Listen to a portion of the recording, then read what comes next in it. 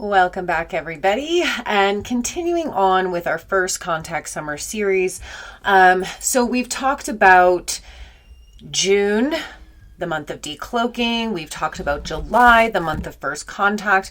I also did talk about some of the locations and the birth charts of those locations that I feel just have a very heightened energy for the summer. And we talked about August being like the solar flash kind of energy.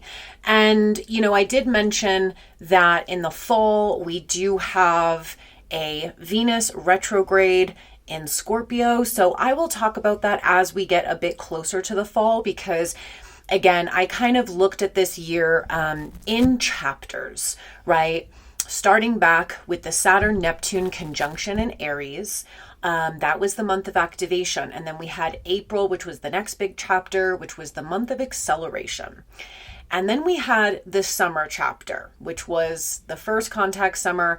I felt like it would be a lot of destiny alignments. There would be a lot of just change, right? And that kind of apexes in August. And then we have the fall, kind of mid-fall into early winter, where we have this Venus retrograde in Scorpio. And this is a deeply integrative time, which sets us up for moving into 2027. But what I wanted to talk about today was, I covered Barbolt's basket, right? And this was his prediction about the summer of 2026. And we can see why, right? We can see that all the outer planets have moved into new signs. They are all in he calls it a basket. It's a cradle, but I did explain why he calls it a basket versus a cradle. So in astrology, one of the configurations of a cradle is when you have planets that are making trines. Okay, so that's going this way. And then you have planets making sextiles, which goes this way. And so it creates this bowl looking thing, right? A cradle. And the reason there's a basket, right, there's a handle on it, is because of the Jupiter-Pluto opposition. So there's another line that goes over the top, and that is the basket, right? And one of the other reasons, and my theory, right, this is just all my own feelings and intuitive hits, of why this summer is so important, and moving beyond the summer, right? Why I felt 2026 to, let's just say 2030, are like key pivotal years. This is not only because of all the craziness that we have this year astrologically. This is one of the rarest years that has ever been experienced on Earth, not just in our lifetime, but the rarity of these transits. But also it's a 1 year. So we've started kind of a whole new cycle, right? The other reason is Pluto. So I'm going to share with you guys my insights and my feelings on why Pluto in Aquarius is the key transit that is going to transform us into the future, and why I think it's so important. So I'm going to be reading to you guys some excerpts from one of my favorite astrology books. So if anybody is really interested in getting into astrology, I highly recommend this book. So this is called The Twilight of Pluto, and it's by John Michael Greer. And what he does in this book is he basically goes through the entire history of the discovery of Pluto, the implications of Pluto being named a planet, why when we discover planets, it has an effect on the consciousness. So this is what I call ascension astrology, right? It's the understanding of how the cosmos affects humanity and affects the collective consciousness, right? And he talks about how when a planet is discovered, when a planet is named a planet, or a dwarf planet or an asteroid, right? You are basically bringing a new archetype into the collective consciousness. And he gives all the examples of that, right? And we know this to be true in our most modern times because Uranus was discovered in 1781.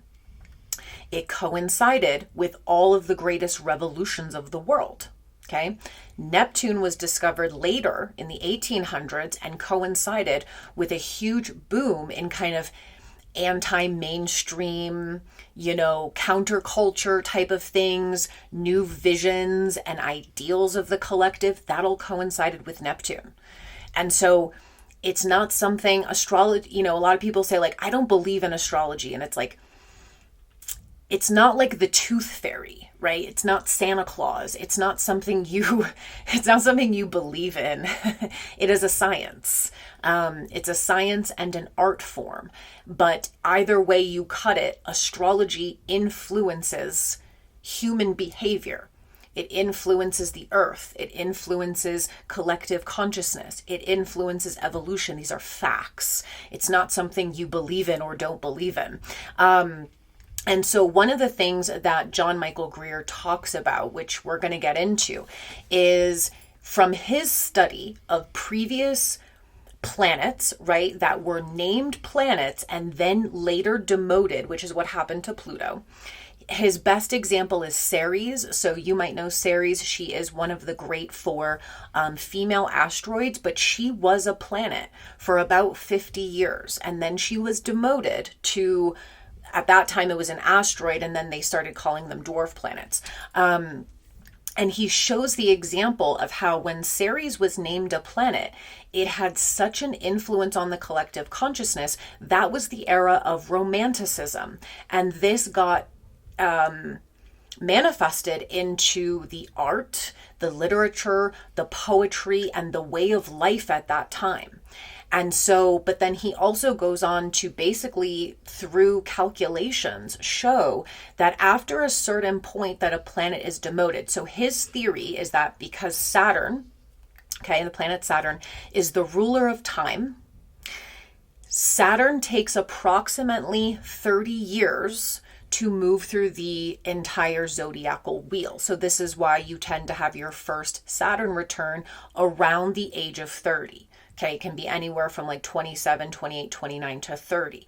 But that is the time frame of Saturn.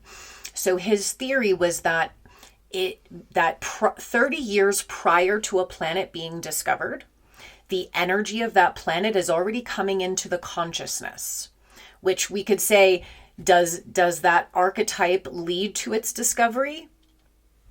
Or are we just picking up the energy of it, right? But either way, he shows that about 30 years prior to the discovery of a planet, you can feel the influence begin to happen. And that after its demotion, there's approximately 30 years where that planet still has a large influence on the collective, but then it starts to wane out, because psychologically, when we've demoted a planet, we have said we no longer need this archetype, right?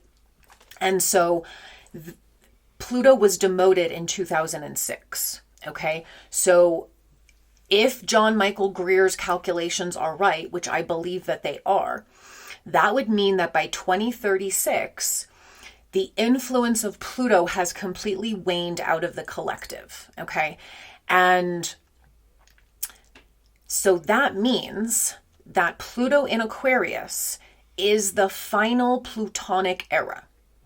That basically, it's not that Pluto's not important, it's not that we don't work with Pluto, but it's that psychologically and consciously, his influence is going to wane off the collective. So that means that this is his last go-round. This is his last hoorah to influence the collective. And of course, we also know he talks about as well how the naming of a planet gives it a certain archetypal flavor. And this is why his gripe, and my gripe as well, is that astronomers are naming planets without any idea of how that archetype is going to be brought into the collective, because in the current day and age, astronomers are not astrologers. In ancient astrology, they were one and the same, but over centuries, they now are two different systems, right? Two different modes of study.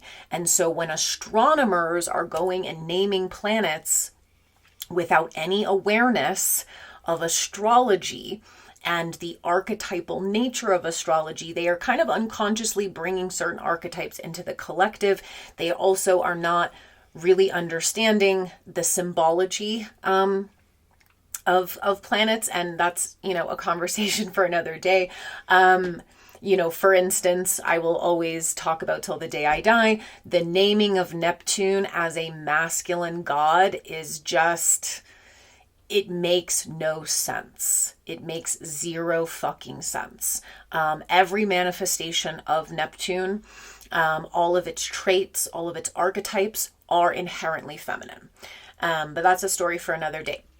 Now, the interesting thing about Pluto is that it was discovered in 1930, and it was discovered in Arizona, in the US. And that's another thing Michael Greer talks about, is that the countries that discover these planets, they tend to get a lot of the influence of that planet because they made the first contact, if you will.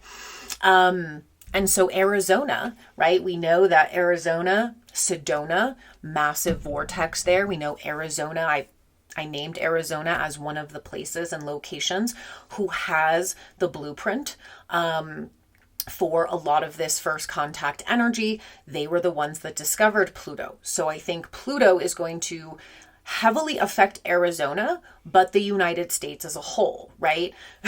Now, the other interesting thing is that Pluto was the only planet to have ever been named by popular vote. So that's another interesting lore about Pluto. All the other planets were named by astronomers.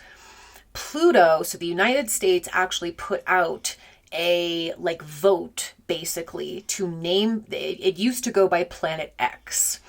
And they put out basically a voting thing where everybody could volunteer a name for this planet. And Pluto was named by popular vote. Now again, people unconsciously chose this, probably because they thought the name was cool, Pluto, Lord of the Underworld, having no idea what type of archetype that is. But nonetheless, everything happens for a reason. And we obviously needed Pluto's influence upon the world, which was Pluto is the Lord of the Underworld. So it quite literally brought us into the underworld because one of the things that humanity needed to do was go through ego death.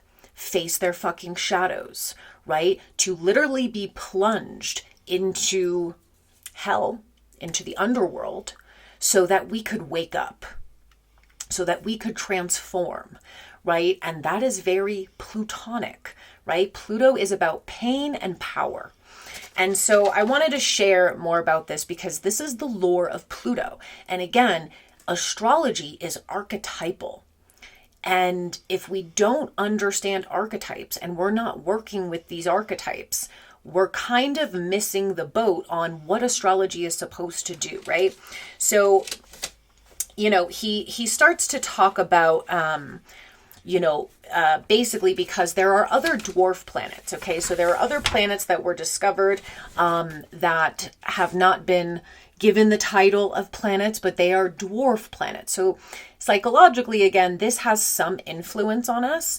I think as we evolve, as humanity evolves, we will start to expand into, because dwarf planets and asteroids tend to have much, much longer transits or orbits than the inner planets.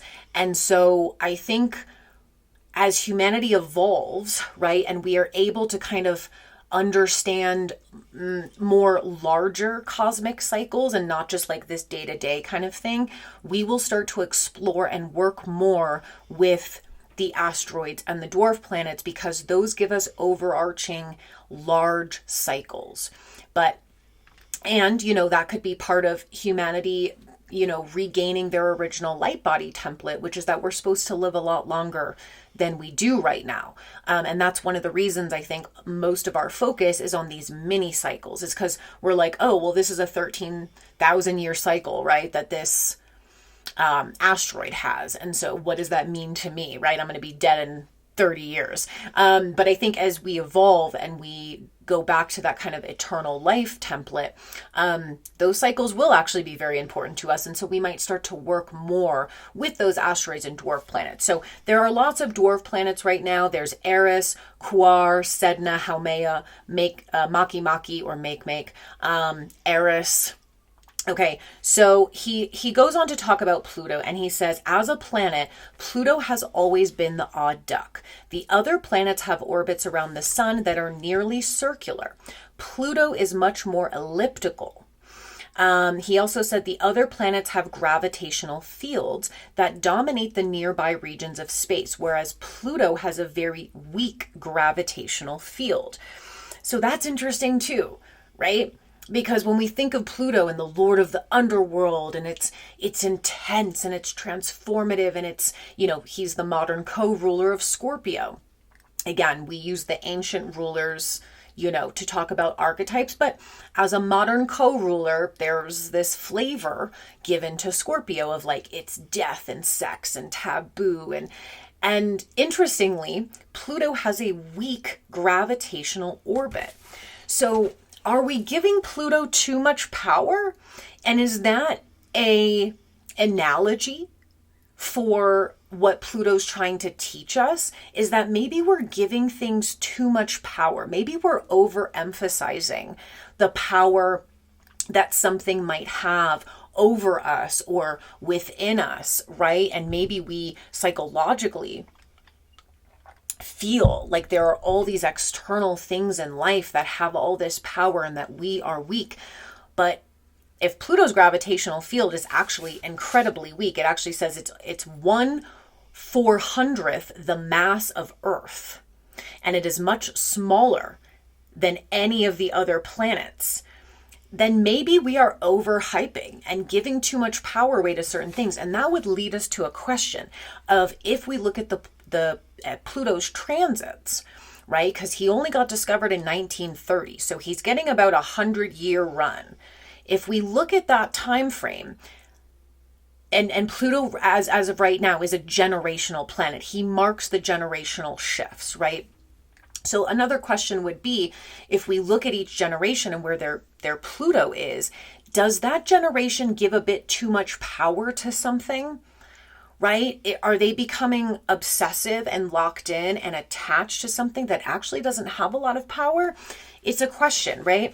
So he says by a majority, right, they adopted the name Pluto, and that this was by popular vote. And he says, in modern astrology, Pluto has earned an important place. It is the planet of deep transformation, of secret and subterranean influences, sex, death, destruction, and renewal. He said, in its personal and collective expressions, Pluto is a bear. It is a peculiarly modern planet. A great many of its most characteristic expressions have come out in the things like nuclear power, modern art, etc. And he says, from the astrological perspective, this is no accident. Many contemporary astrologers consider the year of a planet's discovery to mark the emergence of that planet's energies into human consciousness. The discovery of Uranus in 1781, of Neptune in 1846, and Pluto in 1930, each marked a significant shift in the collective consciousness of humanity. And this is great for everyone to understand, because this is why we have to work with the planets. We are not separate from them.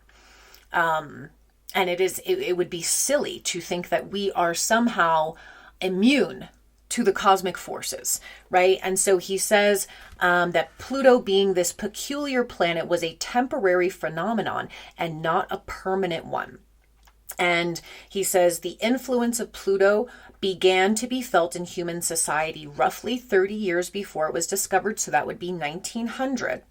And so he gives this example back to Ceres, right? So he said Ceres was a planet from 1801 to 1850. And he said the collective consciousness of the Sarian era began roughly 30 years before Ceres was discovered. So that would be approximately 1751. He said it showed the same influence that later Pluto came, not meaning the same energies, but his 30-year theory was, correct. And he said, let's see. And when he said the core nature of Pluto can be summed up straightforwardly as opposition to the cosmos. The ancient Greek concept of the cosmos literally translated to that which is beautifully ordered. This lies at the heart not only of astrology, but of the world's traditions of spiritual philosophy and practice. During the Plutonian era, which he's saying is basically from the 30 years before Pluto was discovered, so 1900 to approximately 2030. Yes, 2036 would be the official cutoff. But, I think it's going to be waning in those last couple of years. So let's just say 2030. That's my gut feeling. So he said during this Plutonian era, that vision of the cosmos being this beautifully ordered universe was in eclipse.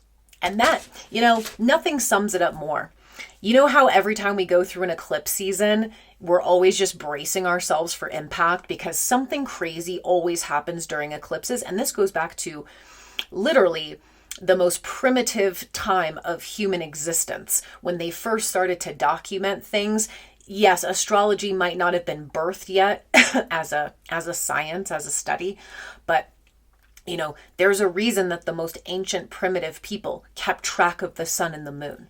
There's a reason that they understood that during eclipses, things happen. There's a reason why Stonehenge is perfectly aligned to not only tell them when the summer and winter solstice is happening, when the equinoxes are happening. Any ancient lore will say they would always document when there was an eclipse because that is when crazy shit would go down. So if we look at the Plutonian era as being in a permanent eclipse, I feel like nothing sums it up more. He said, even those who gave Pluto lip service routinely behaved as though their actions had no consequences, and their responsibilities to the universe stopped at the boundaries of their own egos. Yes, right? If we look at 1900 to let's say 2030, right? What did we see during that period? I think I spoke about this in another video where I talked about how the first billionaire did not occur until the early 1900s. Guess what? That was in the Plutonic era. Okay. And then all of a sudden, as we move through the 1900s and we get to 2026, the amount of billionaires started doubling, tripling, quadrupling, and now and now we have the first trillionaire, right? Because Lord knows we needed that, right? And that is exactly what John Greer is saying. He's like, this Plutonic era is when people started to oppose the cosmos. And again, this is why in the last couple of decades, there's been so much opposition to astrology. Oh, it's this new age woo. That's my best thing to rant about. I love ranting about that because for people to make fun of astrology, call it woo-woo, call it some new age bullshit, astrology is older than almost every religion on the planet. Astrology is older than any science on the planet. Astrology predates modern civilization by a long shot. So to call an ancient practice that has literally been developed over thousands and thousands and thousands of years is the most ignorant, egoic shit I have ever heard of in my entire life. And that's why one of the reasons why I'm so passionate about astrology. But he's basically saying that people started to oppose the cosmos during this time. They stopped believing in the cosmic alignment, in the universe, in spirit, in magic, in spirituality, right? And they basically thought that they could just do whatever the fuck they wanted with no consequences. And we've talked a lot about that just in terms of the ascension of maybe where somehow karma was being evaded and we're not sure. Maybe it's Pluto. Maybe it's Pluto. Maybe there is more to Pluto's archetype than we're really understanding here. But let's go on.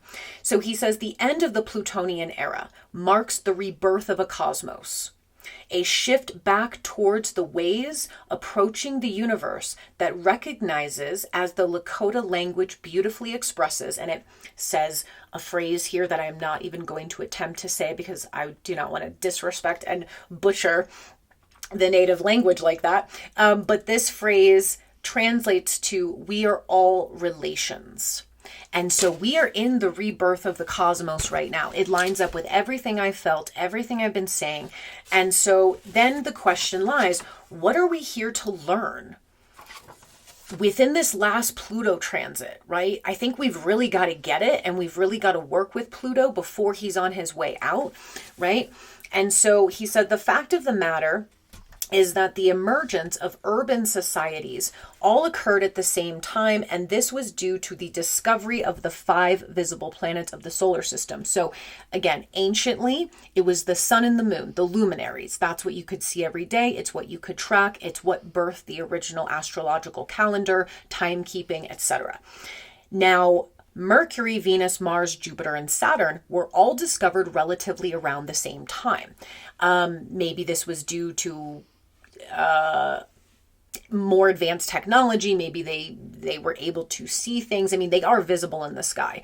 But again, question mark as to why all of a sudden these visible planets were all kind of discovered around the same time. But he said, we have no direct evidence that links these two events, the discovery of these 5 planets and the birth of urban society. But he says the indirect evidence is compelling. The oldest records of planetary movements that anyone has yet discovered is from ancient Sumer, where the first literate civilization known to history rose and fell over 5,000 years ago. Now he says the Babylonians and the Assyrians and other later civilizations helped that along. Of course, by continuing to start to document and having written materials, right? And he says, among the things that can be found in these ancient libraries are detailed accounts of the movements of the planets dating back thousands and thousands of years, along with formulas for predicting the movement of the planets and the timing of the eclipses. They were always doing this, guys. And of course, we know that so many libraries, like the Library of Alexandria, that one still gets me. So many ancient libraries that were burnt, documentation that was lost. So this is just the documentation that we can still access, that is still available, right? I think there's thousands and thousands of years that predate that of written documentation that we simply will never see again. And so he goes on to basically say that, this started to birth these 5 planets that came into awareness. All of a sudden, urban civilization started to burst, right? All this written documentation, travel, trade, organized governments of civilizations, right? And so he said that the things that set apart the Sumerians and other early civilizations from other people of their time were precisely the things that astrology assigns to the 5 visible planets. Saturn giving rise to agriculture and permanent settlements, Jupiter giving rise to organized religions, temples, and priesthood, Mars giving rise to wars, Venus giving rise to arts and crafts, as well as gardening, Mercury governing technology, trade, occult sciences, and the crucial invention of writing. So just another kind of evidence of kind of how everything ties together, right? Now he goes on to basically talk about how Uranus and Neptune's discovery follows the same exact pattern, right? He said that both discoveries, meaning Uranus and Neptune, happened at crucial moments in world history, and the nature of each transformation reflected the astrological influence of that planet. The discovery of Uranus, 1781, took place on the cusp of one of history's great ages of revolutionary upheaval. That same year, the American Revolution reached its decisive climax at the Battle of Yorktown.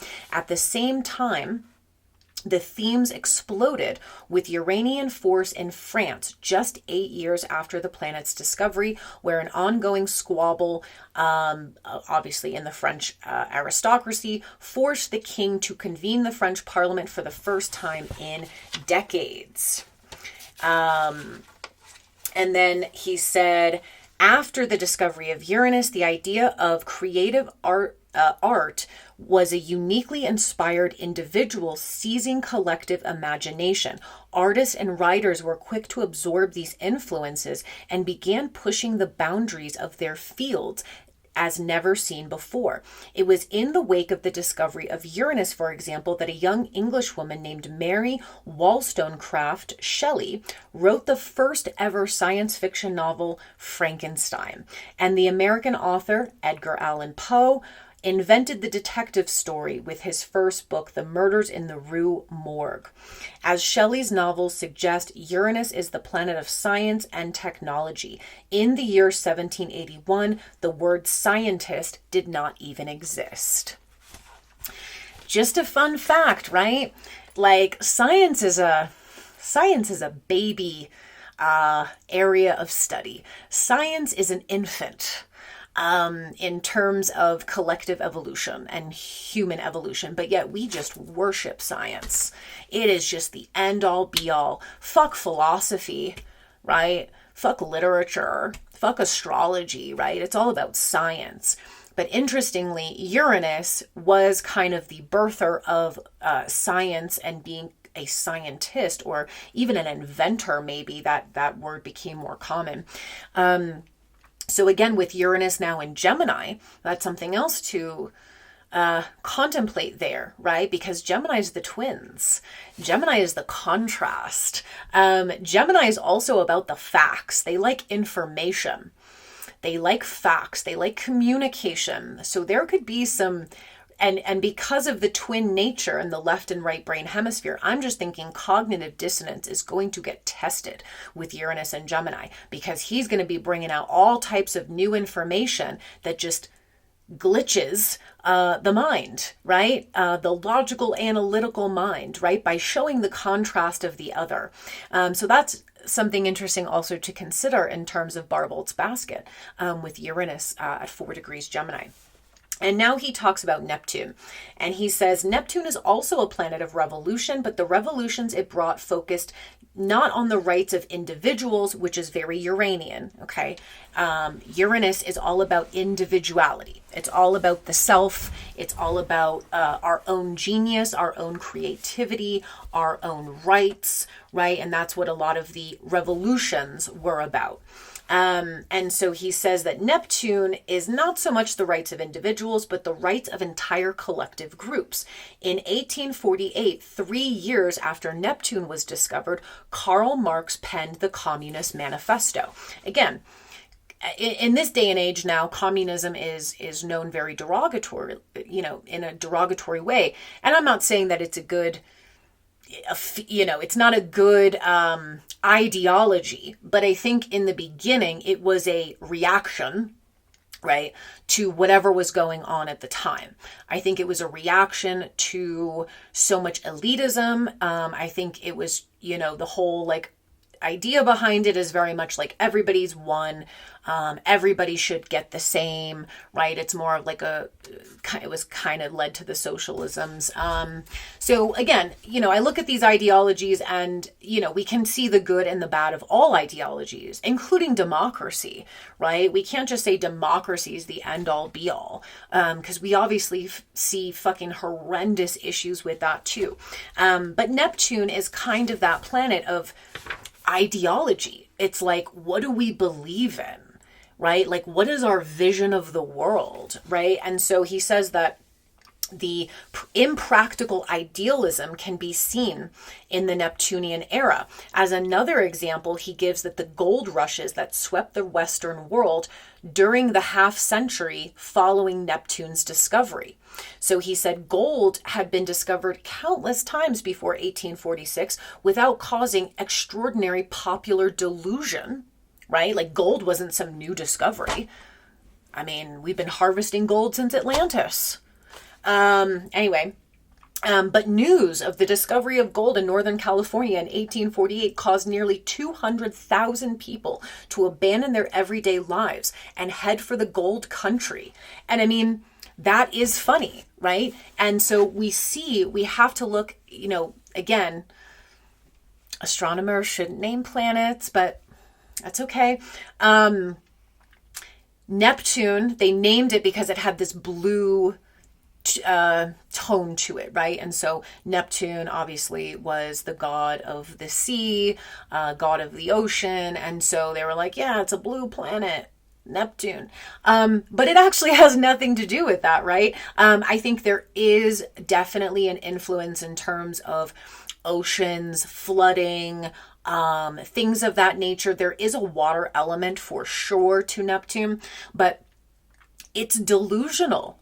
Like, there is that side of Neptune that it sees this vision and it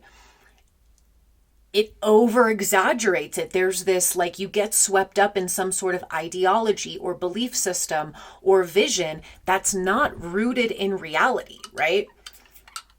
And that is something we have to understand about Neptune. Neptune's in Aries right now. So what does that mean, right? In terms of, again, the Barbolt's basket and the energy we're going to have for the next couple of years with these planets and these configurations is like, is there a delusion around the energy of Aries, right? Of like, is too much self-autonomy an illusion? Aries is always wanting to start something, achieve something, reach a finish line, right? Is there a delusion around the more action we take and the faster we move, the faster we're going to get there?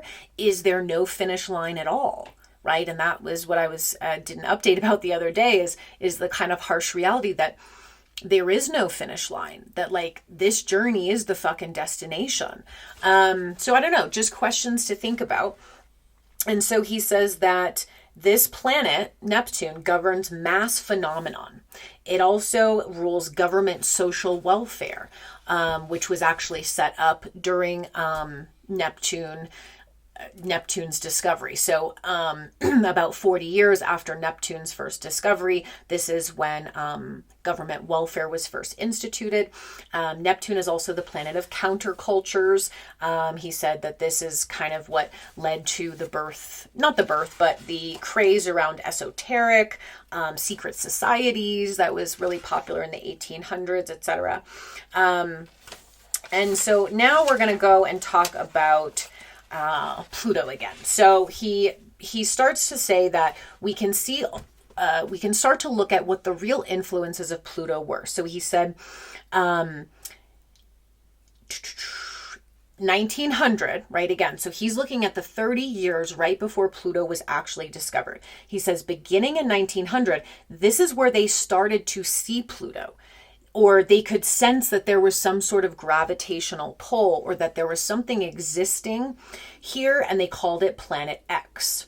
That same year, we saw the publication of Sigmund Freud's interpretation of dreams, the first pragmatic statement of what would become Freudian psychology. In the following year, 1901, Albert Einstein's first scientific paper was published.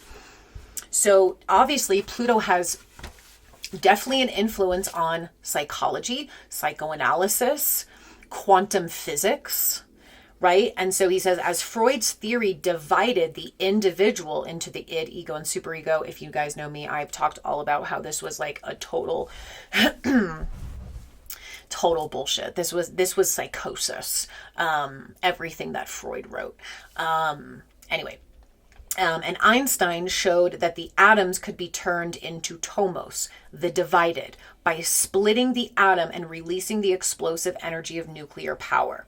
Some other manifestations of Pluto's influence were on the other end of the spectrum, in human blood. From an astrological standpoint, it is anything but accidental that the Second World War, the deadliest war in recorded human history, took place in Pluto's heyday, or that the worst mass murders in human history. There was genocides in China, the Soviet Union, Germany, and Cambodia. All took place in the years between Pluto's discovery and its demotion in 2006. So that's the Plutonic era that he's speaking about. So he goes on to talk about nuclear fission. He said that basically they discovered nuclear fission in the Plutonic era. And the United States, of course, built the first nuclear reactor in 1942, testing the first atomic bomb in 1945. This is another example, right? As I said, the US discovered Pluto. Okay, so the US is going to have the most impact and the most influence from Pluto. Okay, we are Pluto. Yes, we were the ones that first tested with nuclear energy. We are, in fact, the first and the only country to this day who has ever actually used an atomic bomb. That's on us. And so again, we're going to have to look at, like, what does that mean for the United States? And what does Pluto and Aquarius mean? Because if Aquarius is about technology, I think right now we're on another dangerous level with what we're doing with technology, technological warfare. But Aquarius is about the future. It's about the future and innovation and humanity as a collective, right? As humanity as a species, and the water bearer, right? The water bearer of wisdom, the water bearer of knowledge. And so what does that mean for the US? You know, I don't know. We'll see. He also talked about space travel, that the first rocket to reach space was in 1944. Again, Pluto was officially named a planet in 1930. So sometimes it does take a while for the influence to bleed into reality, but you know, in truth, all of this was probably being developed around the time that Pluto was discovered. The first satellite, 1957, and the first manned spacecraft, 1961. He also goes on to say things like fantasy fiction was kind of on the back of the Neptunian energy, right? And so he gave the example of like Lord of the Rings and how this birthed an entirely new genre of writing. He talked about psychoanalysis. He goes on to talk about Freud and how he was obsessed with dreams and fantasies and, you know, what we call Freudian slips, right? Slips of the tongue, the unconscious mind. That is all Pluto. So again, I don't disagree with that we needed to move into an understanding of the psyche. We needed psychology in order to understand human behavior better so that we could be self-reflective, so that we could understand ourselves and learn how to heal and transform and understand why we do the things we do. It's ego death. What happened was Freud dove into this going through no ego death, going through no initiation. So what we got was all of his own repressed unconscious being expressed into study, right? Like all of Freudian psychology is his own repressed shit coming out. And that's why I have an issue with it. He said basically an entire category of mental illness started to, be named. Psychoanalysis started to become very popular. Psychiatrists, right? I'm sure those existed before, but there was a huge boom in it, right? He also talks about modern art. He said after Pluto was named a planet, the fringe became the center and modern art became abstract and ugly. The cult of ugliness for its own sake became pervasive. The art scene witnessed the rise of celebrity artists such as Andy Warhol, whose work can best be described as elaborate practical jokes at the expense of true artistic establishment. He said after 1930, architects started to compete with one another to produce stark, dysfunctional, dehumanizing, and monumentally ugly buildings. Skyscrapers that might best be described as huge erect penises made of concrete, glass, and steel. I totally agree, Michael Greer. He said none of this was accidental. The flight into intentional ugliness that reduced painting, music, architecture, and other fine art forms into caricatures of their former glory was driven by a schism just as significant in its own way as the splitting of the atom or the shattering of the psyche into fragments, the launching of human beings into space, or the division of the world into communist and capitalist blocks. He said the schism in question was the opening up of the widest possible gap between the artist and the audience. Before 1930, outside of fringe movements like the ones noted above, What made artwork successful was its ability to communicate ideas and emotions to the widest possible audience. After 1930, what made artwork successful was its ability to exclude as many people as possible from whatever ideas and emotions the artist might have concealed within it. And that's another super interesting thing to contemplate. Because it's so true. Like, we just look at the old architecture, like Tartarian architecture, and we're like, why the fuck do we have square gray buildings now? Right? Like, what is the purpose here? Right? And you look at art, like his example of Andy Warhol, or I would even talk about Pablo Picasso, honestly, because that's some weird shit too. But it was almost like this feeling of like, oh, you just don't get it. You just don't get it. Right? No, we don't get it. And, or like most recently, I think like within the last year, it's gotten so bad. Like, I remember I saw some artist sold an invisible sculpture for like an insane amount of money. Oh, you just don't get it. It's like, are we okay? Do you guys remember the banana duct taped on a wall that sold for an insane amount? Like, we lost the plot so badly. And like, that's exactly what he's talking about with this Pluto influence. So he said that in all its forms, the potent influence of Pluto is opposition to the cosmos. He said this was the vision of humanity and the universe, that basically the beautifulness of life in the universe, he said, went into eclipse during the Plutonian era, and in its place rose a vision of humanity as a stranger in a hostile and meaningless universe. And again, I think that is so accurate and so true, because Pluto is the lord of the underworld. And so we have to realize, like, we were quite literally pulled into the worst possible hellscape. And now we have to see it for what it is, and we have to pull ourselves out of it.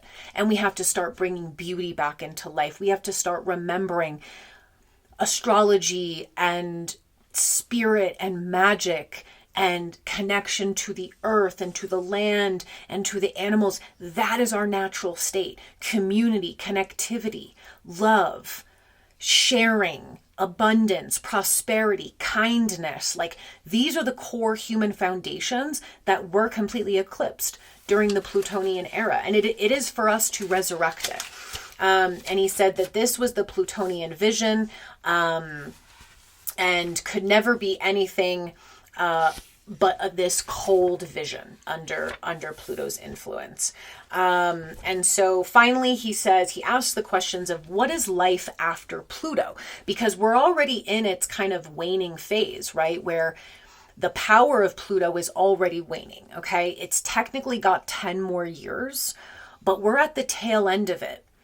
And really, I think it's only just a few more years before, but I think we really have to understand what Pluto in Aquarius is trying to do. And the fact that Pluto in Aquarius is its final run, we need to understand something. If Pluto's final run is in the sign of Aquarius, the sign of the future, the sign of the collective, the sign of humanity, like, we've got to have something click for us, right? So he's like, what is life after Pluto? He says, only when conflicting evidence reaches critical mass, or when the results of an experiment prove completely impossible to explain from any existing set of theories, were those theories finally discarded and replaced by a different set that does a better job of explaining the anomalies.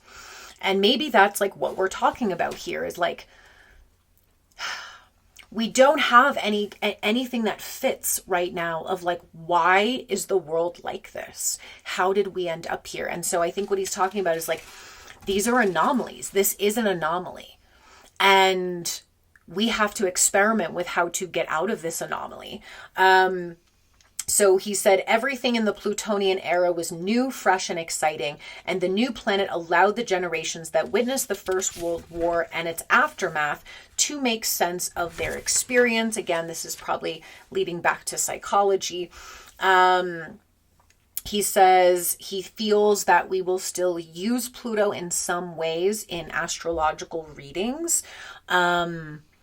But he said that the exploration of personalities will no longer be the main focus, which is a lot of what modern astrology is about. He said we might move back into mundane astrology, which is basically the study of like cycles and politics and things like that. He also says medical astrology he thinks will be on the rise. Okay, so let's see here. So his predictions here for life after Pluto. In terms of nuclear energy, he says that basically he thinks it's going to become obsolete. That we're going to move away from nuclear energy, from nuclear weapons, and we're going to realize like how the consequences of it basically, and that it will start to fade away. He said, I expect a treaty to reduce everyone's nuclear arsenals to be negotiated during these years. He said, there is perhaps no greater mismatch between Plutonian fantasy and the terrestrial reality than the gap between what the space age was supposed to bring us and what it actually provided. He said, like the Apollo missions, these missions will mark the end of an era and not the beginning of one. Earth satellites will remain viable technology, at least for a while. But he basically says the space age is dead. So thank God. Can we stop spending billions of dollars like sending people into the firmament or like blowing up rockets in the firmament? Like, we're not colonizing Mars, guys. We already lived on Mars. We also ruined that planet. So let's just bring it back, right? Let's just bring it back to reality here. He says in terms of psychology and psychiatry, he says that he feels like this will also kind of phase out. He says one offshoot of the psychoanalytic movement that may experience a revival. So he definitely agrees that Freud's theories are going to die out. Thank God. I totally agree. But he said Hung's psychology and psychotherapy might actually make it through. And I do agree with that as well, because what Hung focused on was archetypes. And archetypes are key for humanity to continue evolution, to understand archetypes. In terms of modern art, he says it seems very likely that we will finally exit this ugly, abstract era and move back into the beauty of the world. And he says, making sense of the post-Plutonian future requires us to let go of deeply rooted but unhelpful habits of thought. The most important of these is the fixation on the idea that the only possible futures our species can have are either continued progress along the lines already laid down by modern industrial culture, or on the other hand, a sudden plunge into apocalyptic mass death on the other. So he's basically saying these extreme viewpoints, we've got to let those go, right? He says the concept of individual rights and collective responsibility will become fixtures, especially with Uranus and Neptune, again, part of Barbolt's basket. The future ahead of us will not duplicate our past, but it may follow similar patterns. He says in the era about to dawn before us, the rebirth of the cosmos will be the fact of first importance, culturally, psychologically, and spiritually. It is to the last dimension of Pluto's message that we now return. He said, another author who talked about Pluto's influences says that the coming of the modern world marked the point in which people stopped believing in magic, spirits, and all other colorful beliefs of the pre-modern world. He said this schism is of crucial importance because a world full of enchantment, magic, and spirit, and subtle connections linking all things together is a world that participates in the cosmos. And so instead of us being separate from the cosmos, we have to return to it. So he said the crowning irony of the Plutonian era was that the cosmos never actually went away. It simply became unfashionable for a while in social circles that claimed intellectual respectability, aka the death of the mind, right? And finally, he says that from ancient times, the path of human existence has been understood by mystics and sages as a descent into matter, followed by an ascent back into spirit. individual souls, those collective souls that we call cultures, and the great oversoul that is humanity, descends into material embodiment to learn the lessons that only the world of matter can teach. And having mastered those lessons, reascends to their original home, transformed and empowered by the experiences they have had on the journey. In all the myths in which a divine or human protagonist descends into the underworld to accomplish some task, and then they ascend once more into the light of day. And he said, it is an inescapable part of the soul's journey. Each of these cultures has passed through a period in which its traditional vision of the cosmos fell away. In each case, the age of reason gave rise to great intellectual and cultural innovations, and in every case, but the present one, those were then woven back into the fabric of the cosmos as the culture regained its vision of the beautiful order of things, renewed by the creative efforts of the collective. He said, can we take some insight one step further and trace this process of descent and return in the life of humanity as a whole? I think that we can. He says, from a mystical standpoint, more human souls are in material incarnation in our time than ever before, and it seems very likely, given the ecological consequences of overpopulation, that there will never be so many human souls in incarnation again. He said, Pluto played a central role in one of the most critical transformations in the long history of our species. It took us millions of years on Earth to reach the initiation as a species, and it will doubtless take us millions more to finish the course. But still, it was during the era that is now closing, the Plutonian era, when the cosmos was in eclipse. Our species finished its descent into matter and began the slow path of ascent. It seems likely that in the far future, when our distant descendants look back at our time, they will have reason to be grateful to the little frozen world in the Kuiper Belt that rose briefly but powerfully to planetary status, so it could help shepherd our species through the greatest transformation of all. And I think that is our ode to Pluto, and that is one reason, again, why this summer and the first contact energy is so strong. It is a reason why I feel we are in times that we've just never been in before. And it is, I do believe, with Jupiter entering Leo, activating Barbolt's basket, the South Node in Leo, we're going to have that eclipse in Leo in August. We are re-entering the light.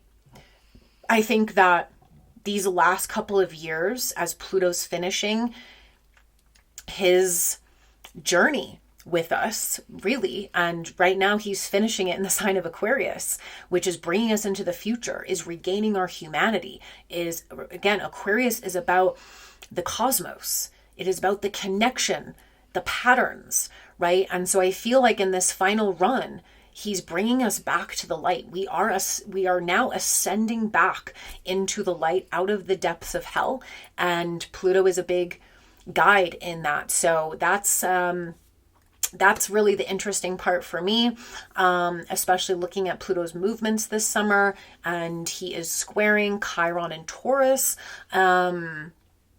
and will be for the foreseeable future. And so, yeah, that's going to be a really interesting theme for the next couple of years. And we are in the age of the end of so many eras. So love you guys, and I'll be back soon with our final part of First Contact Summer Series.